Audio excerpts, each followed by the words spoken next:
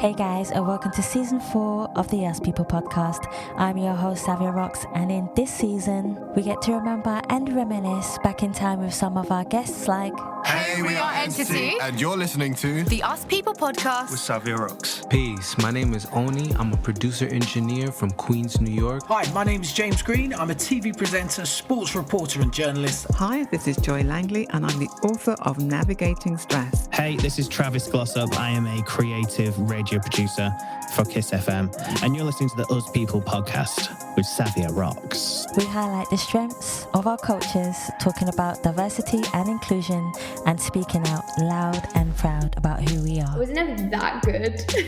I was determined. I had a love for the sport, and that always fueled me. At 49, I was seven years post-divorce after 22 years and 3 kids of a marriage. And so I knew that I needed to figure out what was happening for me and why was this such a severe sort of crack in my identity and how I showed up in the world. It's great. I'm glad, because I'll be honest, I didn't really work that hard at uni, so it was good to leave uni and really get on it, really because I also, as a person, I think I value productivity. A lot of people live to work. I think I am one of the work to live guys, but because my work is amazing, that's all right with me. So as a person, I go to bed happy when I've had a productive day. We've also saved the best till last by honouring another artist and showcasing their talent as our new theme song, with none other than your host, Savia Rocks, featuring in their song. So guys, enjoy, stay creative, and as always, please continue to be kind to one another. Let's go.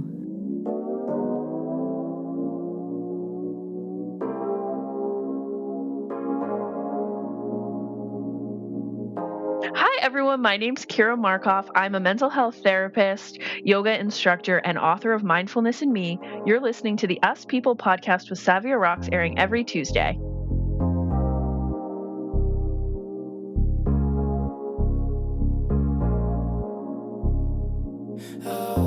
Peace of mind. Gotta keep my energy and peace of mind. I protect my energy and peace of mind. Gotta keep my energy and peace of mind. Hey guys, and welcome to another episode of the Us People podcast. I'm your host, Savia Rocks, and today I am abundantly humbled to have the lovely Kira here with me, who is a mental health therapist, social worker, and author of Mindfulness and Me, which is a beautiful title. Kira, I want to thank you so much for taking your time to come on the Us People podcast. How are you? I'm doing well. Thank you so much. I'm also humbled to be here. Thank you so much for inviting me. No, you're more than welcome. She has such a lovely energy, guys. I just need to tell you that first and foremost. But Kira, my first question for you is, could you tell us a bit about your background of where you grew up, but also how that influenced you to be the person who you are today? Sure. So I grew up in a really big family. I have 8 brothers and sisters. Wow. So I'm the 7th of 9 kids. So it was pretty chaotic growing up. So that's kind of the environment that I came from. It was very chaotic, a lot of noise, a lot of dynamics, to say the least. And I was first introduced to mental health as a teen. I actually started therapy when I was maybe about 11 or 12 years old. And my therapist introduced me to guided meditations and breathing techniques. Mm-hmm. And so I started that in therapy, and then when I was older, I was drawn to it myself, and I started taking yoga classes, and I became a mental health therapist myself. And for a while, those two journeys were separate. Yoga was for me, and then everything I learned in school is what I did with my clients. And I really felt like that was a disservice when I was working with my clients, because I felt like I had these wonderful tools, all of these breathing techniques, physical relaxation, right? The mind-body connection. And I felt like I was keeping that closeted away when it was so powerful for people. And so I started doing some research and doing some trainings about how to incorporate that into my mental health treatment. Yes. And that's really where all of this grew out of, is I practiced it myself, and it was literally life-changing. And I was like, if this is so powerful for me, I know that it can be that way for other people, and people deserve to feel better. Because really the bottom line is that this world has so much suffering, and mindfulness techniques were literally developed with the sole purpose of helping to relieve suffering.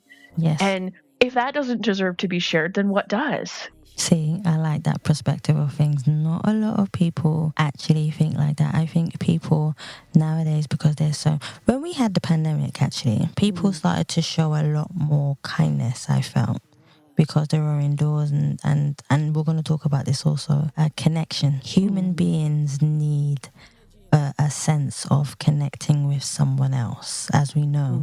But I realized as the pandemic started to pan out a bit and people started to get their freedom back again, what you're talking about in the sense of people not having that compassion slowly started to fade away, which is quite sad, you know, and I feel that people are now not as compassionate as they were when the pandemic was around.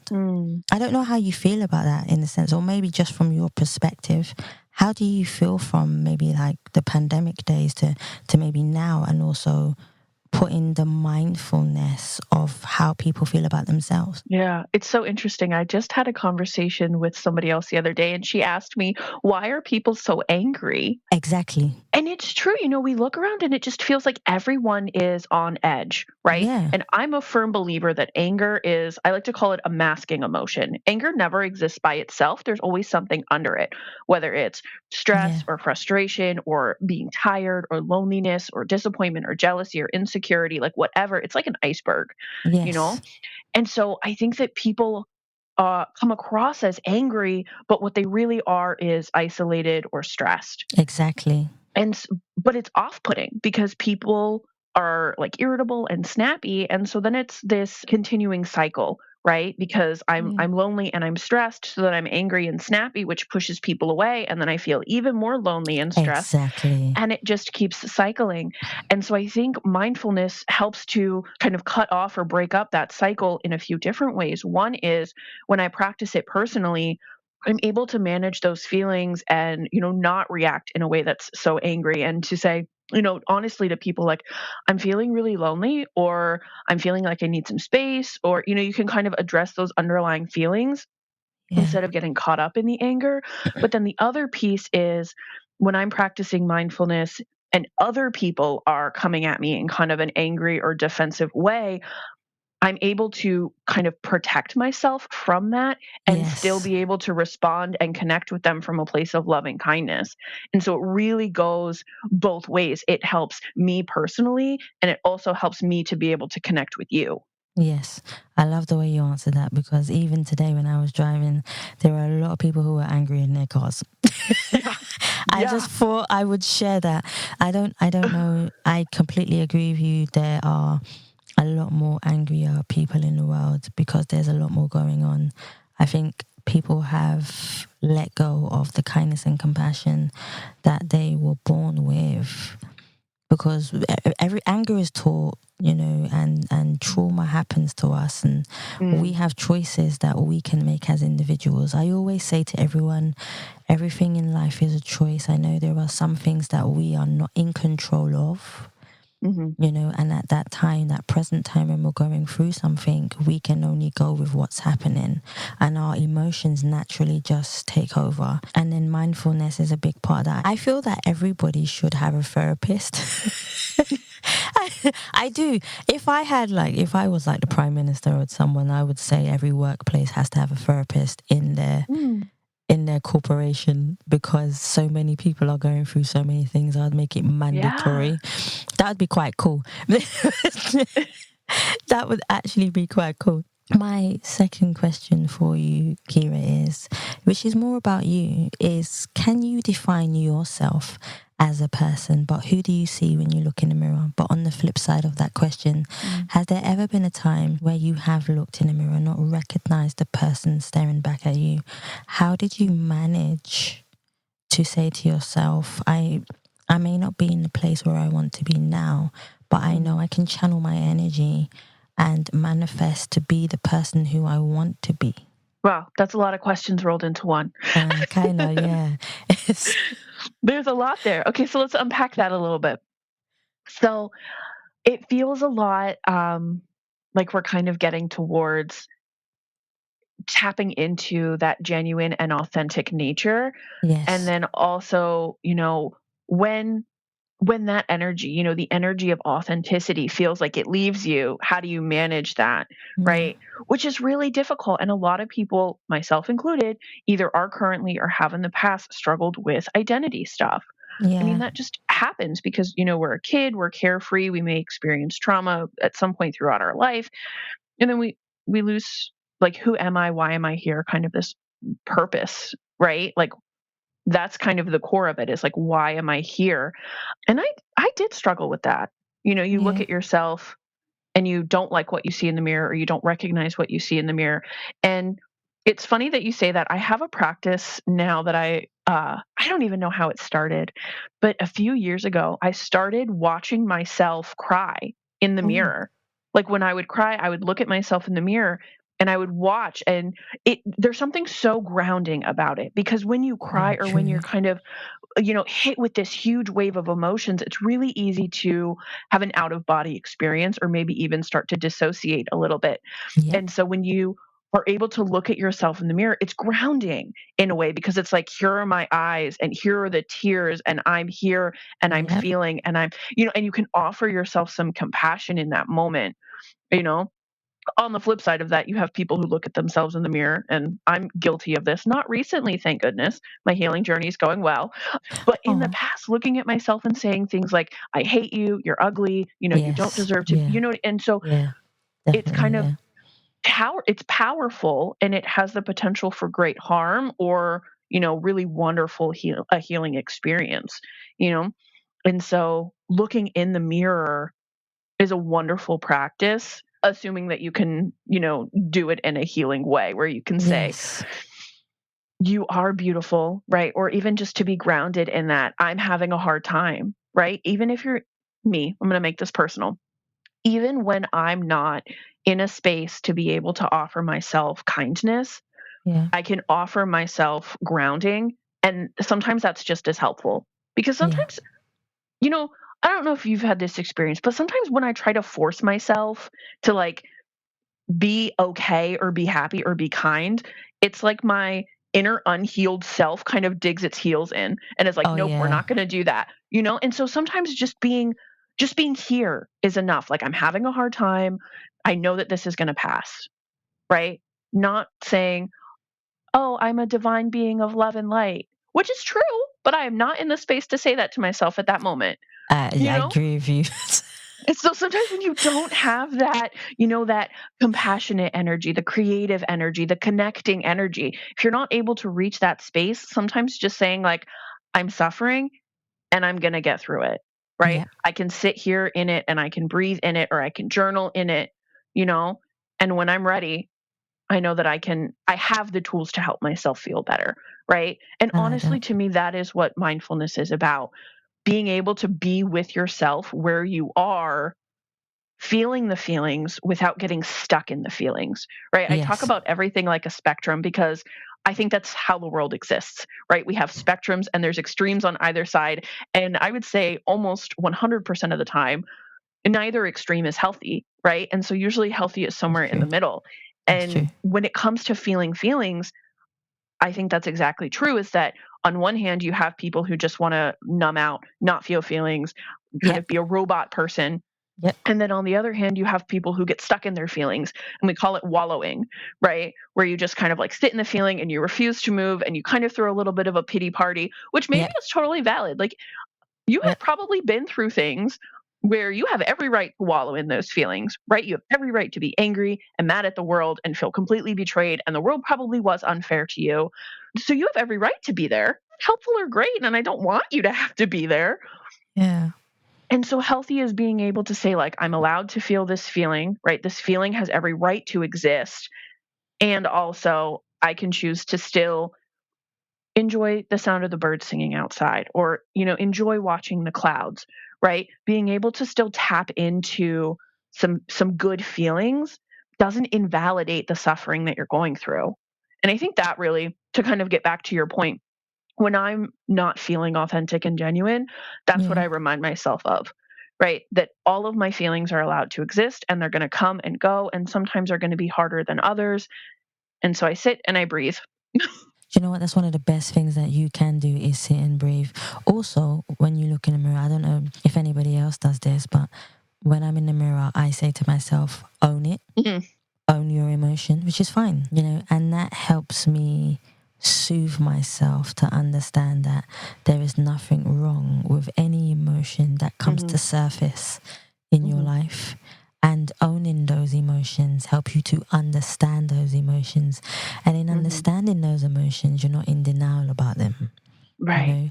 And you carry them forth, and then you actually learn strength and compassion for yourself. And that's another thing.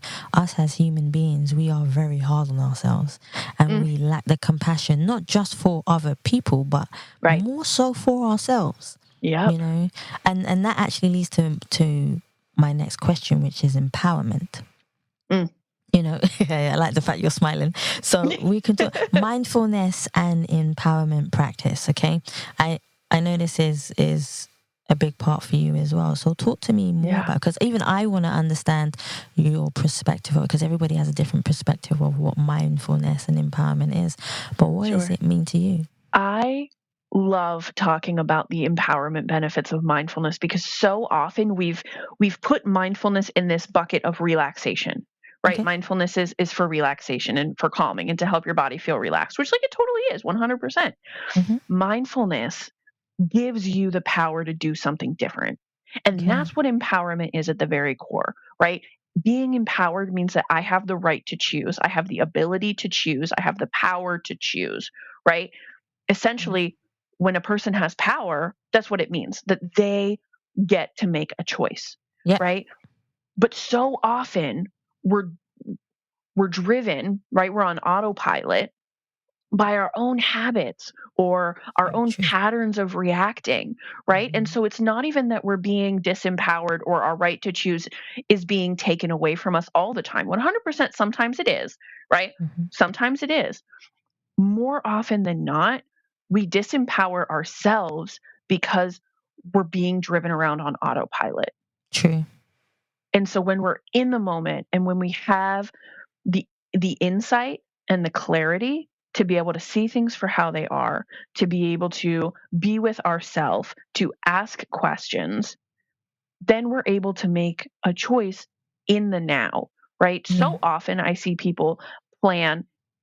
We plan and we plan and we think about what we're going to do in the future. And we say, you know, when this comes up, I'm going to make this choice and then my life is going to look like this.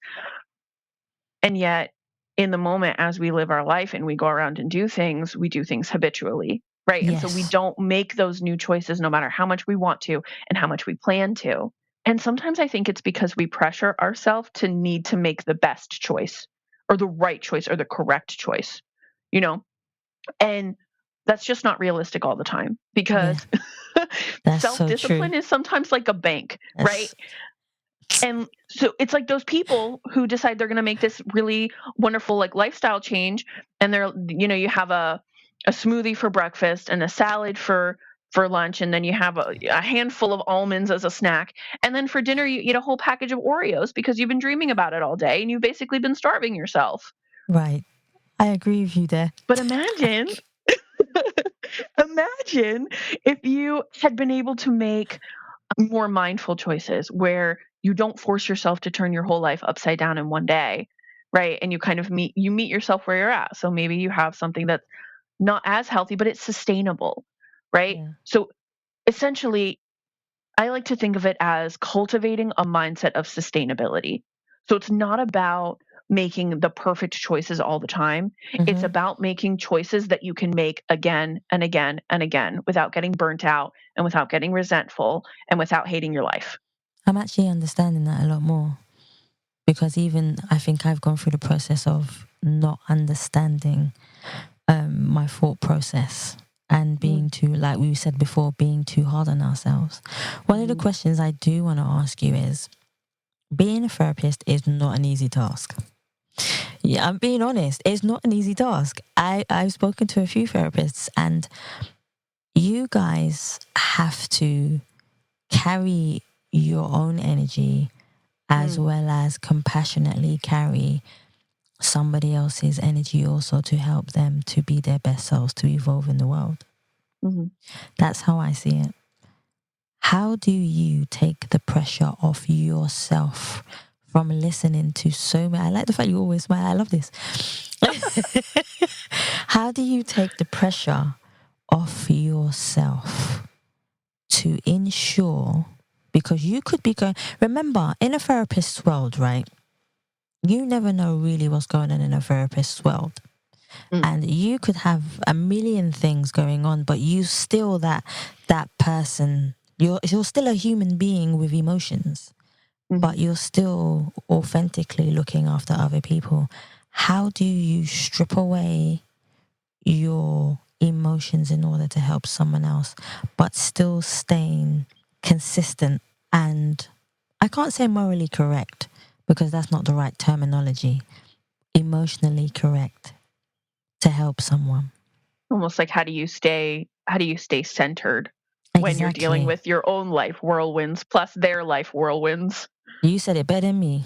Like my brain works in pictures, so I always get like an image when somebody is talking. So I use a lot of imagery. I like a lot that. of times they're silly. You're creative. That's cool. I do a lot of grounding. So I kind of bring myself back. So even right now, I have my hands flat on my table because it's a cool surface. And so I use that to help ground me so that my thoughts and my energy don't get like super chaotic.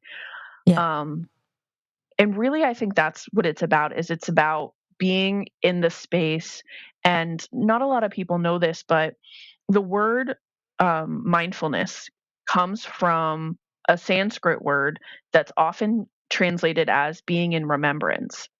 And so that's really what mindfulness is about, is it's remembering something, right? Remembering that I'm here with you in this moment, that I have a body, right? And so when you can have your feet flat on the floor and feel that, it helps keep you in the space and in the room with the person. And so then your thoughts are with them, right? And so it's not really about compartmentalizing as much as it is being in the present moment and not having a bunch of other moments crowding themselves around in your brain.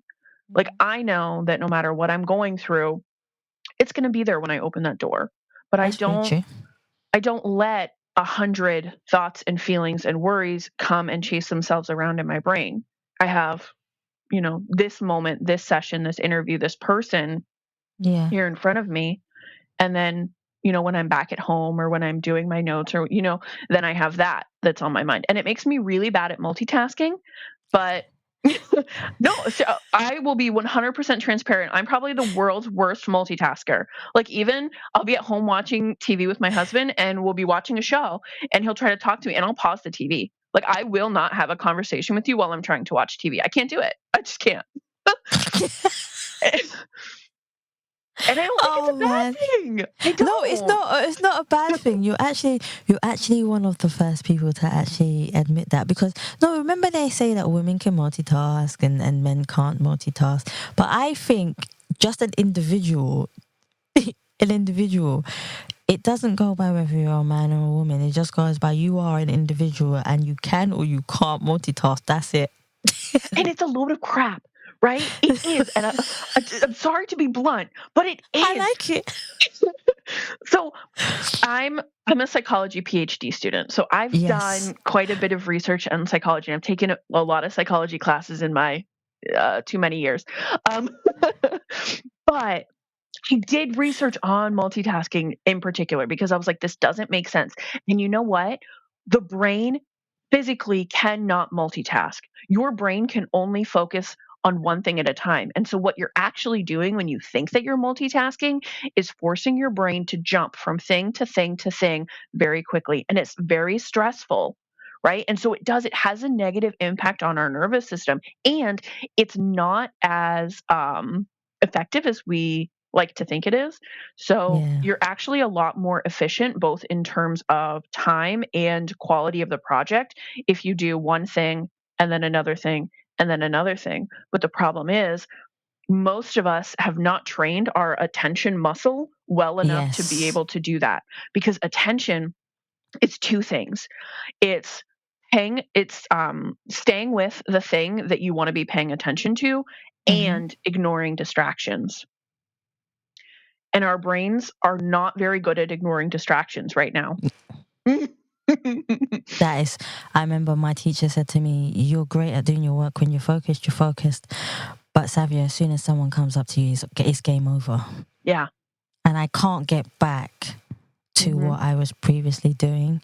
And I would love to be productive and be honest and say I am. But once someone disturbs me, even now, you know, with all the wisdom and how much I've evolved, it's still the same. It's just a mechanism in us that just works like that. Like there's mindfulness is not a religion, right? Right. I've had this conversation many times and it's gone on for hours because and there are people in the world that are firm believers that mindfulness, they tie it into their religion. Sure. And then I love your face just there. That said it all. And they tie it into. My eyes roll on their own. No, I like it. They tie it in to. I don't know whether I'm going to say this correctly. So they tie it in as a form sometimes of manipulation. They tie it in to make people feel that they are correct. And they also tie it in as a form of ignorance. And I'm going to say the reason why I say the form of ignorance, okay? The form of ignorance is just a lack of knowledge towards something. So ignorance to me is a lack of knowledge towards something, right? And a lot of people in the world do that. They use a word or they do a certain thing in order to manipulate it to transpire, to say to someone, this is what I know it is. They say, I know it is. And I'm like, no, it doesn't work like that. You know, mindfulness is not a religion. But I would love to hear your perspective on why, because people might find that such a big statement. Mindfulness is not a religion. But why did you decide to write that mindfulness is not a religion to you? I grew up in a really close-knit Christian community. Yeah, it was honestly kind of a bubble. Like I was homeschooled until high school, actually. And so it was me, and like I said, I have 8 siblings. They were all homeschooled. Like it was us. We were a little Christian homeschool family, and I have like 10 sets of grandparents and a bunch of aunts because they came from that church group, and we were a really, really close community. And and I say that to say the Christian religion in particular seems to sometimes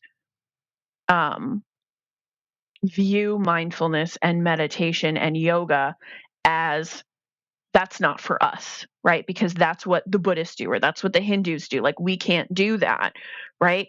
And like I said, the reason that I started really advocating or sharing mindfulness in the first place is because it's such a powerful and life-changing tool, right? Yes, that's true. And so to me, it's almost like, oh, the Buddhists use a rake, so I can't use a rake because that's what the Buddhists do, right? Essentially, that's what it comes down to, right? Because mindfulness is just a tool, right? It's not telling you to go anywhere or do anything. It's helping you to be in the moment, to not be controlled by your habits and your patterns and your autopilot, and not be controlled by mental distortions or by the distortions that come from strong emotions, right? To stay centered and grounded. And if you're throwing that away because you think it's, oh, that's not for us because it's a part of a different religion, you're really kind of sabotaging yourself.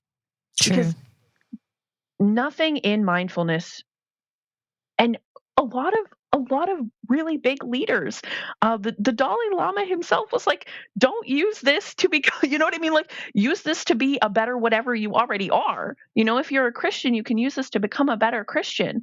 And the word meditate is even in the Christian Bible. Like so it's like, it doesn't even make sense, but we have this kind of mind that wants to pull things apart, right? This is for you. This is for me. This, and we kind of put things into camps and we're like, oh no, I can't do that without even really truly understanding what it is. Like you said, it comes from a place of ignorance, That's the ignorance part. Yeah.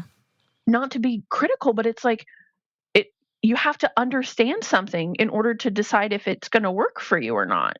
Mm-hmm. That is true. And I wish a lot more people had that. That's honestly a lot of the motivation for why I wrote Mindfulness in Me, because so many people have this idea of what they think mindfulness is or what it could be used for and don't really understand what it is or why to use it. And so in Mindfulness in Me, I quote the Christian Bible quite a bit. And this is the reason why. And somebody once told me, I forget who it was, but somebody once said that prayer is talking to God and meditating is listening. That's true. That's actually a good analogy of looking at things from a different perspective. That is quite cool. So you can use these tools to deepen your connection with anything and anyone. You don't have to use these tools to deepen your connection with some kind of Buddhist deity, if one even exists, which the jury's out on that, or a Hindu deity. Like anyone, anything, anytime. I've used mindfulness tools to deepen my connection with trees because I think they're friggin' awesome. I like plants and flowers and stuff, so I would sit in a field of flowers. That's my thing. I'm an earth sign, so it makes sense. Oh. I'm an earth sign, so yeah, I love nature and I love life. So you saying that makes complete sense to me, 110%. Yeah, it's about, really at the core, it's about seeing things for what they truly are and not being caught up in distortions. And it's the distortions that cause suffering. Having these thoughts that say, you're not good enough, you need to be doing more, you need to be trying harder, right? And when we don't have the perspective to sit and say like, hey, thought, do you really deserve space in my head? Then those thoughts just stick and stay. And they make us feel bad about ourselves and they make us stressed out. And it's just no good at all for anyone. That is true. One of the things that I do want to ask you is, what about, for example, if you have sometimes we're not always in control. Some people say yes, but I say no. When you have people that don't have the best energy around you and you are not in control of them, you are only in control of you and your emotions and your manifestations, what advice would you give to people? Because I've had people ask me this question also to get advice.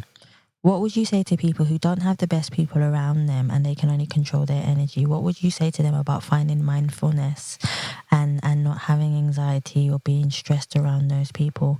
How can you find a place of stillness within the chaos of other people? It could be even in work. Mm-hmm.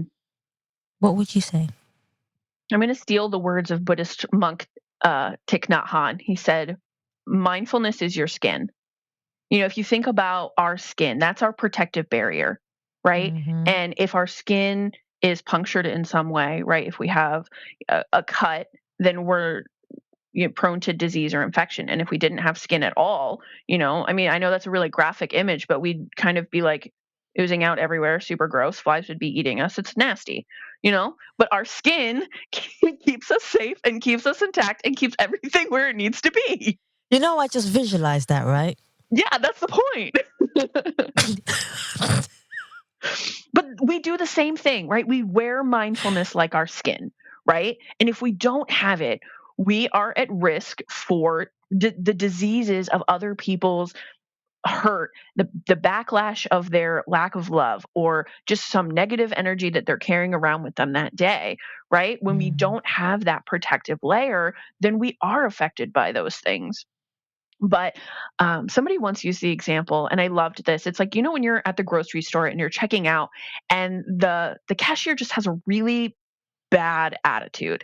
They're just like cranky, and it can be really easy to leave there, and you're also cranky. Like you kind of let it like seep into yourself, and then you absorb their energy. Exactly, right? But imagine if you could just take a breath in and out. And you don't have to say anything to them, but in your own mind, you can just kind of say to yourself, like, I really hope that their day gets better. Just something to help you in conscious awareness recognize the effect that they had on you, and then put a little positivity back out. It's almost like that, that childish saying that's like, "You're rubber, I'm glue. Everything you say bounces off me and sticks to you." That's a cool. I forgot about that. And then you always add, "except for the nice things," right? Maybe that's just. But it's kind of the same thing. It's like turning yourself into rubber, right? Like your negativity is just going to bounce right off me, and hopefully the universe will change it, recycle it into something more positive for you. That's a good way. You know what? I used to do that where it used to be like, okay, I'm going to let it. I used to do this. So when someone used to say, "Guys, you can't see me right now, but I'm waving my hand over my head," which means anytime someone said something to me, I would throw it over meaning I'm throwing over my head and over my shoulders, and it's just going far behind me and it's not going to come anywhere near me. So that's what I would do. And I still do that to this present day. And you're talking about religion and stuff, and I know. Are you a Christian, Kira? Do you still practice Christianity? And oh, Savia, that's a difficult question. I grew up very Christian. No, because you in your book you talk about the Bible and mindfulness and things to do with religion, obviously. And I just like to always ask the question, because religion, like you say, religion is not who we are. It's a part of us, yes, and we grew up with it, yes, but we make a choice of who we want to be and how we are. It's like, for example, I say I'm a Buddhist, but I practice the goodness of being a Buddhist. Does that make sense? Mm-hmm. And having mindfulness, calmness, and just being still with who I am and happy with who I am makes me understand Buddhism. Doesn't mean that I am the religion of Buddhism. So I was just asking, do you practice Christianity, or do you believe that your mindfulness, being mindful in what you do, is enough to help you to evolve every day in order for you to be the person that you visualize to be and becoming? I think the answer that I'm going to give is more of a non-answer, but it's the best I got for you right now. I have just, for right now, and this may change in the future, but for right now, I'm sitting in the unknown. Like I've just kind of let myself not choose. I like the honesty of that, because it makes me understand you from a different perspective, where you're saying, I'm owning it. I'm owning who I am. I'm going through this journey, and anything can change at any time. And you never know what can come and hit me, and boom, that's where I want to be. And I'm glad you said that, because I think a lot of people still use religion as a means to define who they are, if that makes sense. So one thing I do want to ask you as well is, what did you learn from writing your own book? Because when we write books are not an easy task to write. They consume a lot of time and a lot of energy from us. And everything in the world is energy. Everything. Me talking to you, you picking up a pen, someone bouncing you, and their energy going on to you. Everything is energy. Even when you started to have the thought of writing a book and writing it, your energy that you put into your book then transcends to people who are actually reading it also. What do you believe you learned from writing your own book? The biggest lesson really was, when you get an idea, no matter what doubt you have that it will quote unquote be successful, go for it. Take a chance, let yourself try new stuff. Because I never saw myself as an author. I never really had intentions to write a book. When I first started writing it, I didn't know if I was going to publish it. And then I planned to self-publish, because I was like, no publisher is going to want this. And then a publisher did want it, just because I didn't have that as part of my identity. Like I wasn't someone who wrote books and got them published and did all the marketing things. Like that just isn't what I saw for myself. But I had this idea, and I was like, oh, how cool would this be? Like I felt like it's something that could be helpful to people. I felt like it was something that the world needed and something that I could offer. Yeah. So I did it, and it turned out to be way different than I expected and way bigger and way more quote unquote successful. So now I'm a lot more, I don't know, free, I guess. Like I just try new stuff and I love it. Yeah. That's how it should be. I think being spontaneous with things and the unknown of not knowing what is going to happen. But like I said, everything is energy, and sometimes we don't always understand the energy that we throw out in the world and bounces back at us. So that's completely awesome. I really do like. What's a day like in Kira's life? This is one thing I do want to know. What is a day like in your life from when you wake up in the morning, from when you decide to organize yourself or get things ready or and plan throughout your day till the evening when you decide that you've done enough? What is a day like in your life? Well, that depends if I'm working or not. Okay, let's do a working day. You're too funny. Let's do a working day. So this is funny, and it might surprise the listeners, so don't judge me, y'all. I get up about 20 minutes before I have to start work. Like, I am not a get up early, do an hour of yoga, drink your tea, and then start. No, I've tried to be that person. Like, I would love to be that person. I can't be that. Okay, let me not say can't. Right now, that's not the choice that I'm making each day. And tomorrow I could choose to make a different choice, but right now I'm living on autopilot and I'm not making that choice. So I get up about 20 minutes before I have to start work and I hurriedly make myself some coffee because that is what grounds me. I love coffee in the morning. It's warm and it smells good and it tastes good and it's something that I continue to sip, honestly, for probably the next 3 to 4 hours, because in my mind, as long as I'm drinking coffee, it's still morning. And then if when I'm done my coffee, my day's half over, look how fast that went. Like, in my mind, this is really how it works. Look, the things we got to do to get ourselves through. But I love that. So I sip my coffee until probably about 12 o'clock when I eat lunch. And then in the afternoon, I have, water. See, this is the thing, and maybe this is what helps sustain me through my sessions is I love snacks. Like, they're just I love to be cozy. And so I like to sip my coffee all morning because it's warm and it feels cozy to me.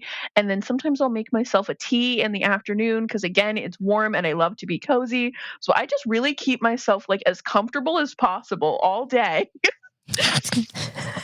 And then I get off work, and my favorite thing is when I get off work, I love to go and sit outside. I have what I call Birdtopia in my backyard. It's like 10 bird feeders and a fountain bird bath, and I just go and I sit out there and I listen to the birds and I have my trees, and it's beautiful.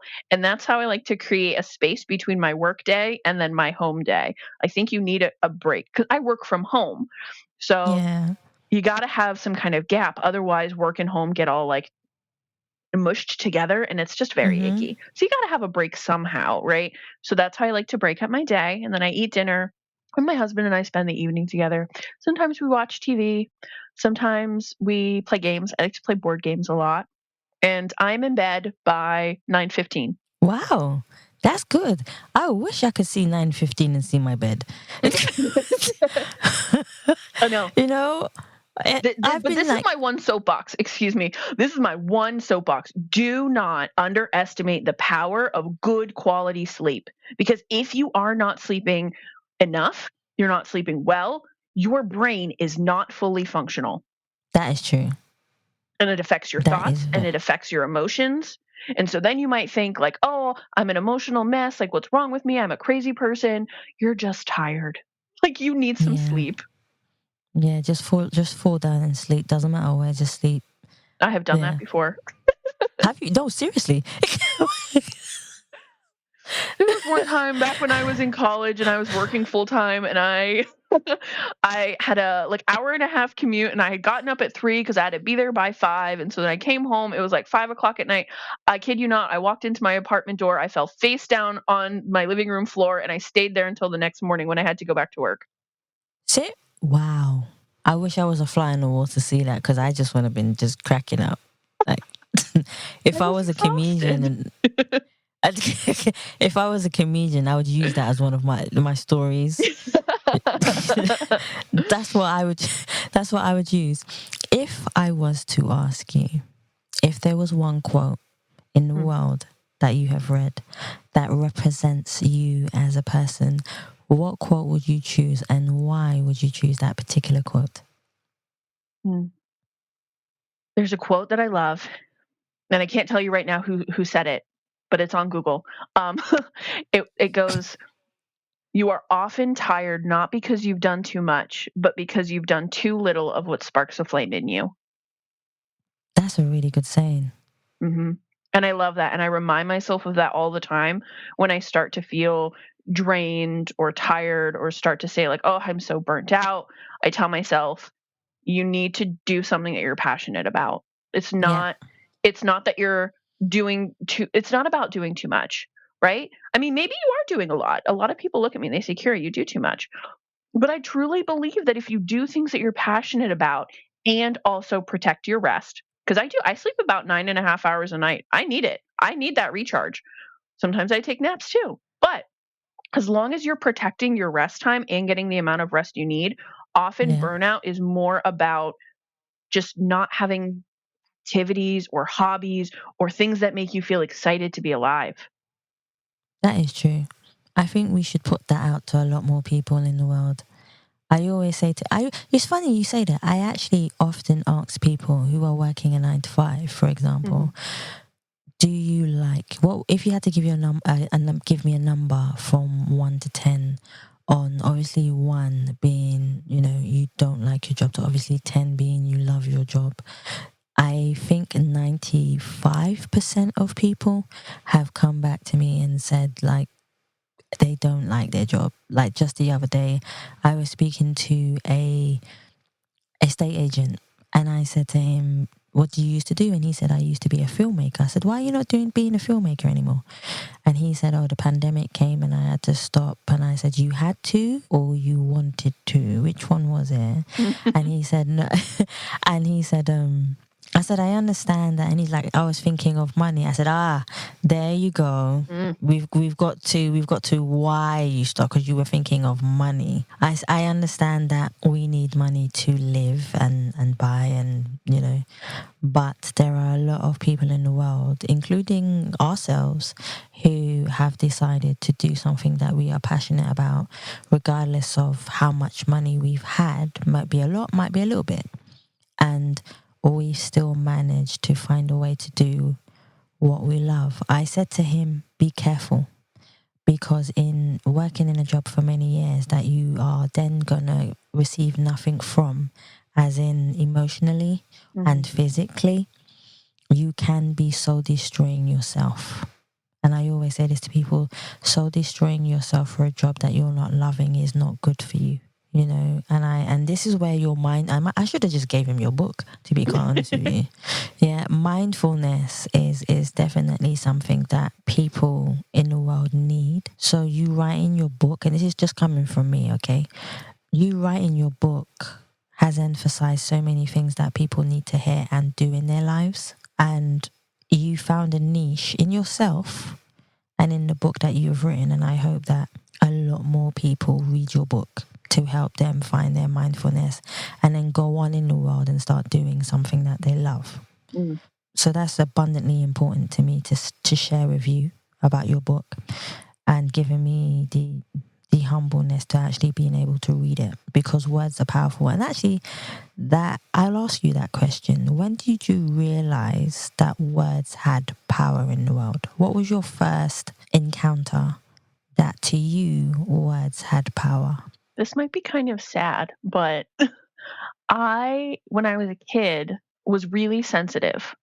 I cried a lot.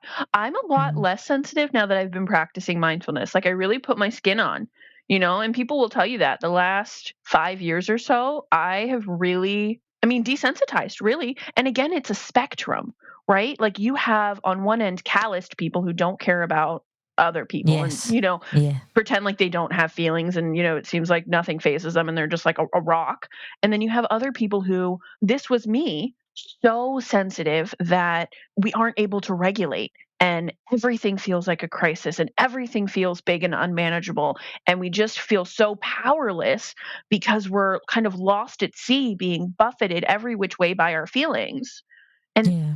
that's so healthy is somewhere in the middle, right? To be able to be sensitive and compassionate and empathic and, really be able to feel what we're feeling and what other people are feeling. We have to have enough emotional fortitude, if that's what you want to call it, or regulation to be able to keep ourselves together. It's just not healthy to be powerless to our feelings, That's true. So there is definitely a balance there. But to answer your question about words, I used to get so hurt by people and their words, and I would feel so unloved and so unworthy, and my own thoughts, right? Because essentially, thoughts are just words inside your head, right? And so I would get so hurt by my own words that I was like, there has to be a better way, and if words can hurt this much, then the opposite should also be true, where words should be able to be just as helpful, just as life-giving, as comforting and peaceful as they are hurtful. That's true. I like that analogy of it. When was the last time that you felt totally at peace with yourself?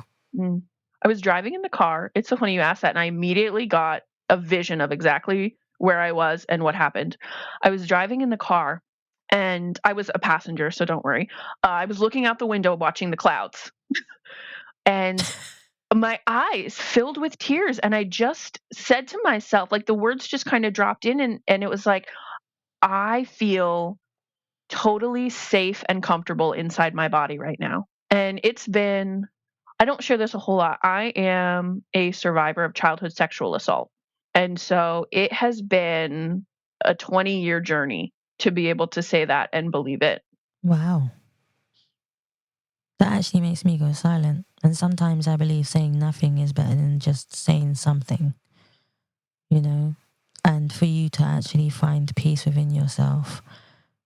But like I said, we're all going through something, and sometimes you never know what another person is going through, and they may seem happy. And because to me, you come across like a bubbly personality, smiley, and you never know what's really going inside of a person's trauma, and that plays such a fundamental part of who we are as people. So basically, it's like we're our own superheroes. Yes. That's how I like to name it. I call it our own superheroes. Yeah.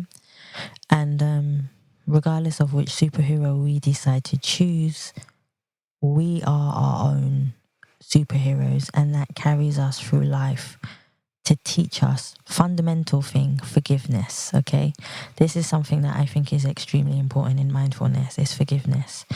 When things are done to us at a certain age, we don't always know what forgiveness is, because that person is not doing a nice thing to us, or saying or doing. Trust me, my parents used to call me ugly all the time. Trust me. Yeah, trust me. Yeah, I don't mind sharing stories because they're good. The more we share, the more that it might help someone else's life. So I like sharing stories. The fundamental thing is I became my own superhero by deciding not to be like my parents. Right? So now when I hear someone say they're ugly or not, I'm like, ugly is not your physical appearance. It's inside and outside, right? And we all need to understand that loving yourself is abundantly important. Caring for yourself is abundantly important. And as we get stronger, as you said, you get stronger, right? You got this thick skin on now. Like if I throw anything off, you'll bounce off like a rubber, right? is so important for us, because we wear that thick skin and we become stronger in mind, body and soul, and in heart also. So I'm a big advocate, like I'm sure you are with therapy, on making people see their beauty inside and out. So I completely understand where you're coming from, but the fundamental thing that I do want to ask you also is about forgiveness. Do you find it harder to forgive now. Forgive yours, because the fundamental thing as humans, we find it hard to forgive other people, but we also find it hard to forgive ourselves for what have happened to us. How do you use mindfulness? And this might be a long-winded question. How do you use mindfulness to understand what forgiveness is for yourself, to yourself, and for other people? Forgiveness is really, really challenging for a lot of people. Like I said before, I grew up in a really close-knit church community. And so my whole church community found out about what happened to me. And they would come up to me and say, well, you need to forgive. You need to forgive. And my mom came up to me and she said, don't listen to what people are telling you. You can choose to forgive him or not. Forgiveness is not about saying what you did is okay. Forgiveness is about saying, I'm not going to let it affect me anymore. So my mom told me that at, I don't know, a young age, probably 11 or 12, about the same time I started therapy. It all happened at the same time. Puberty was rough, y'all. But anyways. Aww. So now mindfulness, I've been able to kind of integrate that, because I think a big part of healing and of forgiveness is being able to set really good social and emotional boundaries. And so Yes, I think I agree. mindfulness can be a really wonderful tool to help set those boundaries and say what you did is not okay, and to make peace with that, right? Like, I don't have to forgive you. And I can see clearly enough to say that it's not my fault and there's nothing to forgive on my end. Exactly. But there's no ill will, right? Like it's kind of transformed that energy, right? So there's Makes sense. no hatred, there's no resentment. It just is. I like that. And on that note, I would, before I even say thank you to you for coming on the show and sharing your story, I would love for everyone to find out where they can find you. Guys, go and get the book, please. That's my way of saying, guys, go and get the book, okay? Mindfulness and me, please, I'm sure you can get it everywhere, but I'm going to let Kira tell you exactly where you can find her and also where you can buy her book. Kira, it's all yours. Thank you. So Mindfulness in Me is available on Amazon or from any bookseller. You can also find me specifically on my website. Connections Mind Body Wellness is my business. So it's connectionsmindbody.com is my website. You could order a signed copy from there if you would like a personalized message from me. I never got a signed copy. That's not fair. That's because it came from the publisher. They don't sign in my name. Nah, that's true. So connectionsmindbody.com. I actually have some free resources there. So I've done some guided meditations, some yoga classes. So you can check those out for free on my website too. See, guys, please go and support. We believe in supporting people in what we do and the stories that they give us in order to help you make your life a lot easier and not go on the pathways that maybe we have, and Kira, this is where I authentically say thank you so much for taking your time to come on the Ask People podcast, for telling your story, for being authentic, bubbly, happy, sharing your trauma, and just being who you are as a person. I really appreciate you. Thank you. That was so kind and heartfelt. I mean it. I absolutely mean it. So thank you so much. Guys, I want to thank you so much for listening to the Ask People podcast. And please remember, you can subscribe and leave us a review on Spotify, iTunes, Google Play, and any other platform that you've heard listening to. Please also follow us on Facebook, Instagram, and Twitter. And you can also go to our website by donating on Savia Rock's website or the Ask People website. Guys, thank you so much for listening. Stay happy, stay positive, and as always, please continue to be kind to one another. I need a solution. Peace of mind, peace of mind. Gotta keep my energy and peace of mind. I protect my energy and peace of mind. Gotta keep my energy and peace of mind. Peace of mind, peace of mind. Gotta keep my energy and peace of mind. I protect my energy and peace of mind. Gotta keep my energy and peace of mind. Peace of mind, peace of mind. Gotta keep my energy and peace of mind. I protect my energy and peace of mind. and peace of mind, peace of mind, peace of mind. People say that having a peace of mind is trying to find a consistency of calmness within ourselves, to crave for a clarity that drives us through our emotional journey of life, to never let a person's judgment manifest into a fear inside of us, learning to believe in our ability to shine through the darkest moments and tunnels when we cannot see the light. Patience being our light for forgiveness and strength, to believe in our destiny. If you want real peace of mind, one needs to stop fighting their inner thoughts and embrace them with love, because love is the most amazing and beautiful strength that we have to conquer our peace of mind. Make your thoughts impact a nation by keeping them true and honest, especially to yourself, but make your peace of mind protect you when you don't have strength to embrace anything else. Find your peace of mind by listening to your heart. But imagine if you had been able to make more mindful choices where you don't force yourself to turn your whole life upside down in one day, right? And you kind of meet yourself where you're at. So maybe you have something that's not as healthy, but it's sustainable, right? So essentially, I like to think of it as cultivating a mindset of sustainability. So it's not about making the perfect choices all the time. Mm-hmm. It's about making choices that you can make again and again and again without getting burnt out and without getting resentful and without hating your life. Peace of mind, peace of mind.